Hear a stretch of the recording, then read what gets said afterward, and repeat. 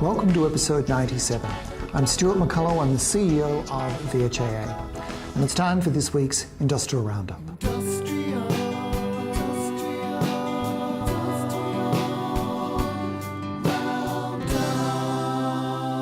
With respect to this week's Industrial Roundup, and starting with community health, we have several agreements that are lodged with the Fair Work Commission, including the Dental Therapists Agreement, Medical Scientists Agreement, and Allied Health Professionals Agreement. Once we receive any correspondence from the Fair Work Commission about the progress of those applications, there will be an update on the VHIA community app. And just a reminder to our community health members that in May and October, our monthly HRIR manager meeting will be a longer meeting and one that we ask members to attend in person together with their CEO. And part of the discussion on those days will be discussions about the future of bargaining and bargaining strategies for community health. With respect to our health services, this week we commence consulting with members with respect to VHIA's bargaining framework. The bargaining framework is a written outline of our process for bargaining. It's intended to demystify the bargaining process as well as give members certainty that we have systems and processes in place to support effective and efficient workplace bargaining. Most importantly, it explains to members how they can get the information that they want, how and when they can get it, and how they can participate in bargaining activities, no matter where they're located throughout the state. That consultation will occur both through our Metro HRIR manager meeting this week and through this round of rural and regional forums, which start this week in Daylesford.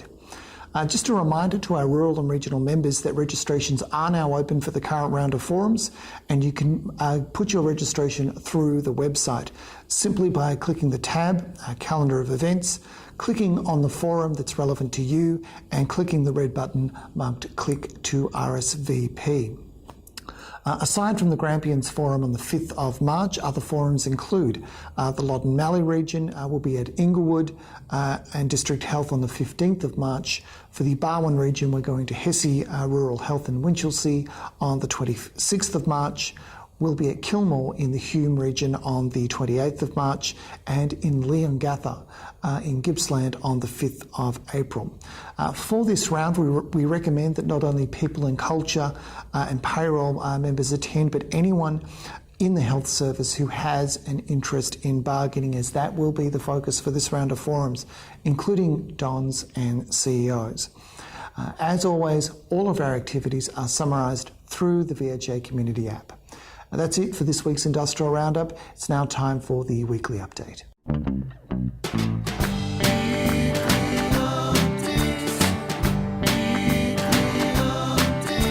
Hello and welcome to this week's weekly update. My name is Yunbin Lin, and joining me is Workplace Relations Legal Officer Jim Babalis. Hello, Yunbin. Hello, Jim. Usually I might reveal the clue, but I believe you've got a clue to... I do, which should be an interesting clue into today's topic. So I'll lift the magic box here. And you might just want to show that CD because people will guess it from here. So I've got a cargo. I think the album is Men at Work. Dr. Jekyll and Mr. Jive, Overkill. Yeah. The key word there to focus on is Men at Work, and particularly work. Yeah, so that's the little clue for today, because today's topic is Workcover and return to work obligations. Makes a lot of sense.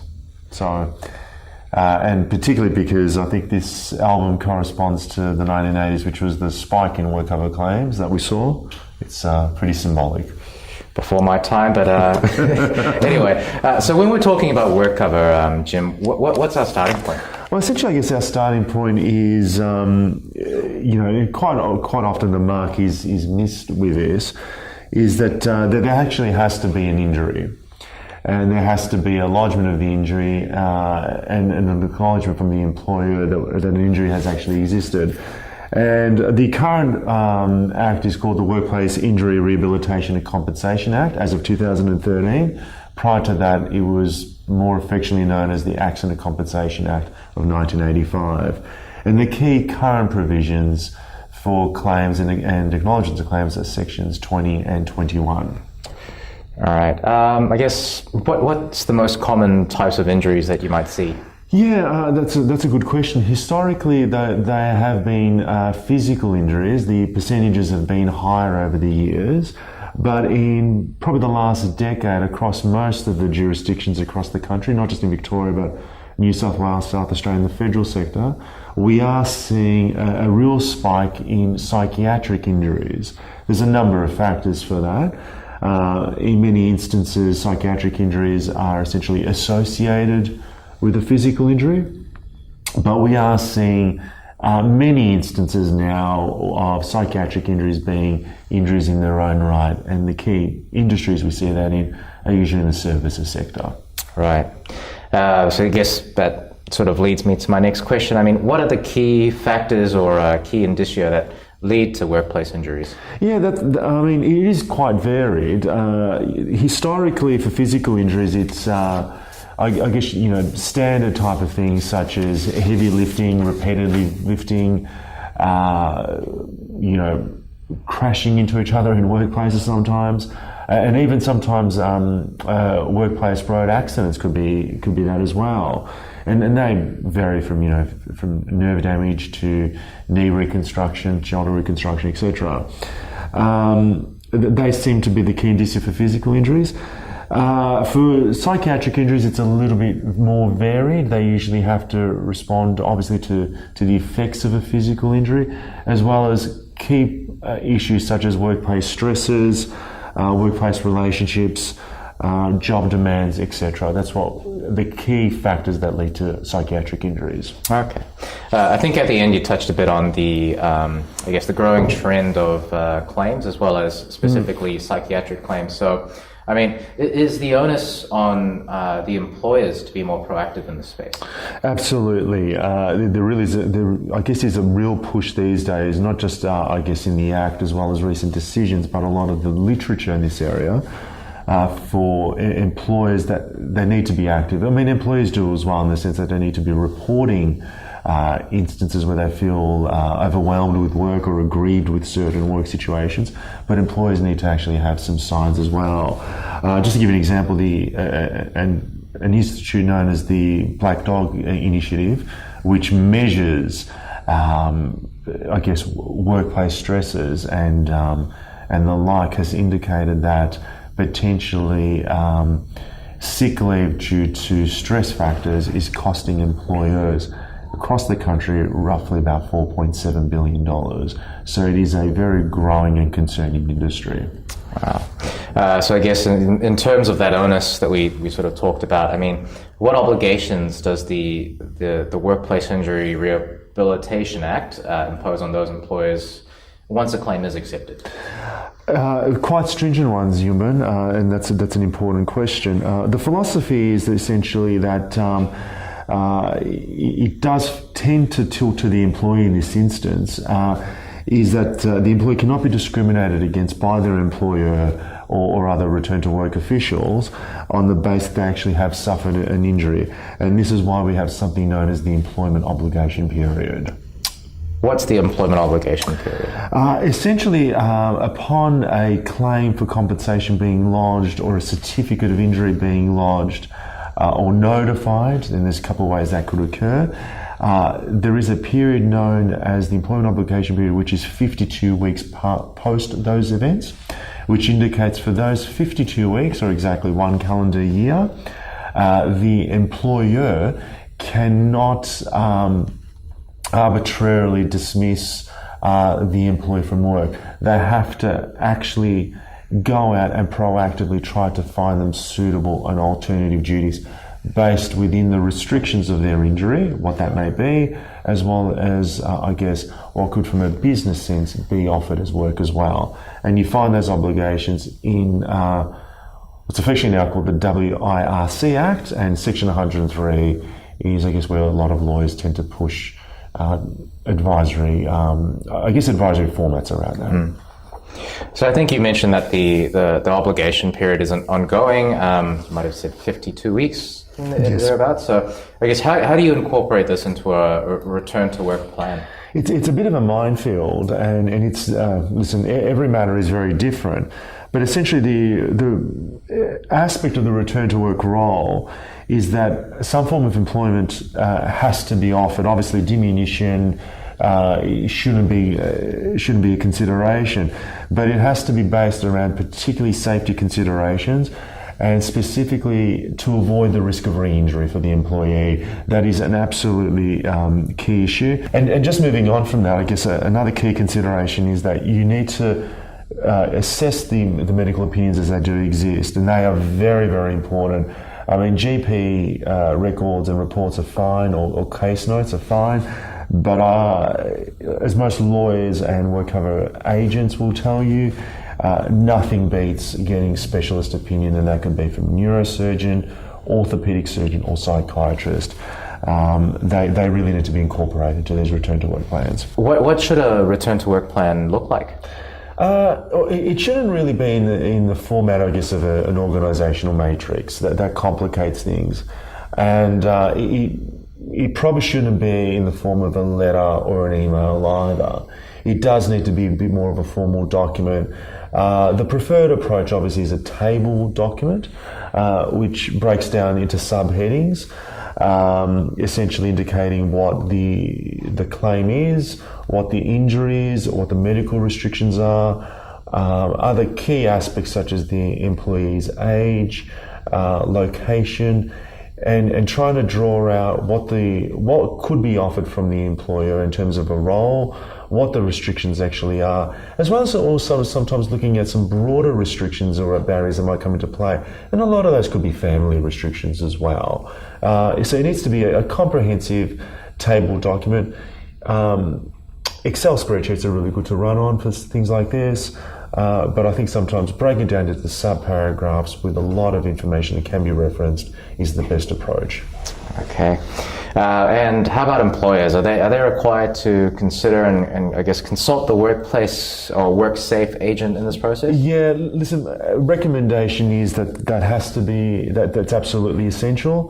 The WorkSafe agent, obviously, in insurance terminology, is almost subrogated or takes on the obligation of the claim. So their input is absolutely necessary, and their input into these plans is really important. If they don't agree with them, then potentially the only aspect that will be affected by this will be the employer-employee relationship. Right. Now, I think you mentioned employee in there, so I guess takes me to my next question, which is, are employers required to consult and consider the injured employee worker in this process? Absolutely. All workers' compensations jurisdictions human recognise this across all states, and this would even apply in instances where self-insurers who are obviously able to purchase their own insurance, Workcover insurance premiums, are involved as well. Consultation is very critical. There are a number of decisions both in the federal and Victorian scheme which have been pretty harsh on employers that don't do this. Essentially, you have to operate from the philosophical premise that the employment relationship is one and is ongoing. And the safety consideration from the employer has to be towards their employee, essentially trying to come back to full duties if possible. All right. And sorry, before I might interrupt, there's also strong, I touched on the word safety, there are some real strong OH&S obligations on that as well. Okay, so I guess that's the question then. I mean, could you elaborate on what those key duties of OH&S are? Yeah, it is a very broad area, and it causes employers a lot of concern, but there are really 6 key duties, and they're roughly defined from sections 20 to 35 of the OH&S Act of Victoria, which is not fully modelled on the broader federal scheme. Victoria and Western Australia still operate a somewhat independent scheme. Section 20 deals with the concept of ensuring what health and safety is. Section 21 deals with providing, maintaining for employees a working environment that is safe and without risk to health. Section 22 deals with the employer's duties to monitor health. And Section 23 deals with the duties of the employers to other persons in an organisation. And this sometimes could be not just, where fire hydrants are located, but also the fact that you might actually have an injured employee who could be a risk to other employees for various reasons, and that does come up quite regularly. Section 25 is a little bit more broader, but it deals with the duties of employees, not just to their employer, but also to fellow employees. And Section 35 is the consultation provision, which requires employers to consult regularly with employees around OH&S. So I guess what I'm hearing is that both return to work plans and OH&S requirements they're linked, and they both require a lot of consultation.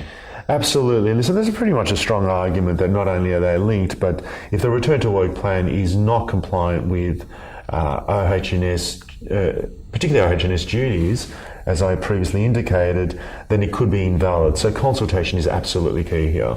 And I guess that then leads to the question of, well, what if the medical evidence or a medical certificate doesn't support a return to work?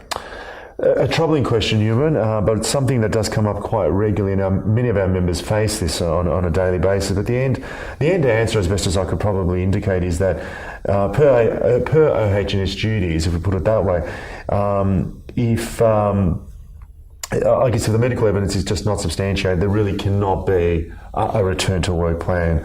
The obligations really are to ensure that a return to work plan cannot override key statutory requirements that the OH&S Act places on employers and employees. Okay.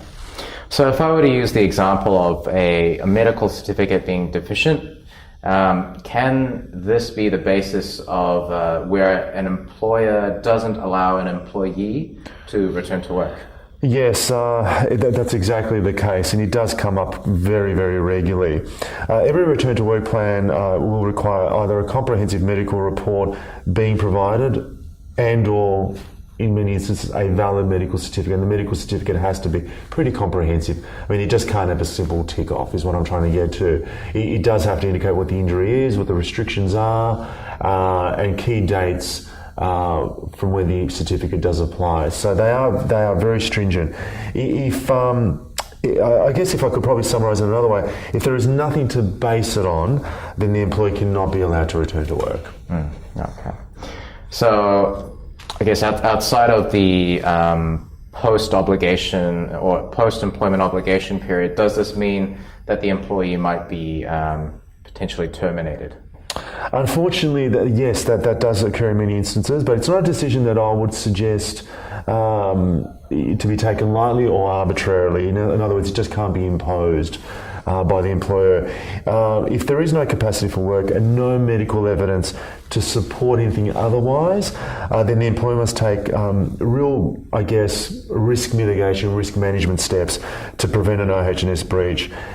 Decisions along this line really have to look at the totality of the medical evidence and, when necessary, have to refer to IMEs, independent medical examinations and reports on that basis. So there's, is there a bit of a concern that there might be a claim for discrimination, for instance?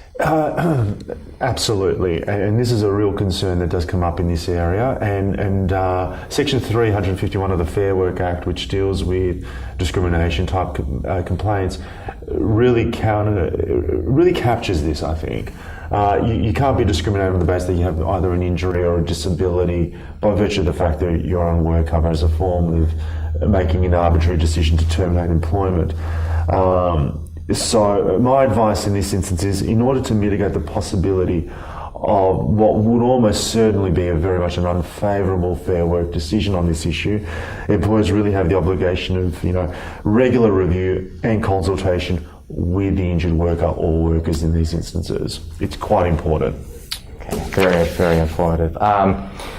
Look, do you have any more, anything else to add, or any final thoughts on this, Jim? Listen, I think the only thing I could really, drum in or reiterate is that, aside from regular review of active workers' compensation claims and the return to work plans associated with them, the key aspects that I think can be summarised in, the 3 C's of, compassion, communication, and consultation. It really ensures that this is an open dialogue between employer and employee. And I have to reiterate, The aim of the WIRC Act and its predecessor act from 1985 is to ensure that the injured employee really returns to work as soon as possible and in a safe and healthy condition. And where this will not be possible, the duty really on the employee is to treat the employee with as much dignity as possible. That's really what I think I can sum it up as. And in that instance, I guess, return to work plans are not only mandatory, but they are absolutely essential. Okay. Well, thank you, Jim. Thank you very much.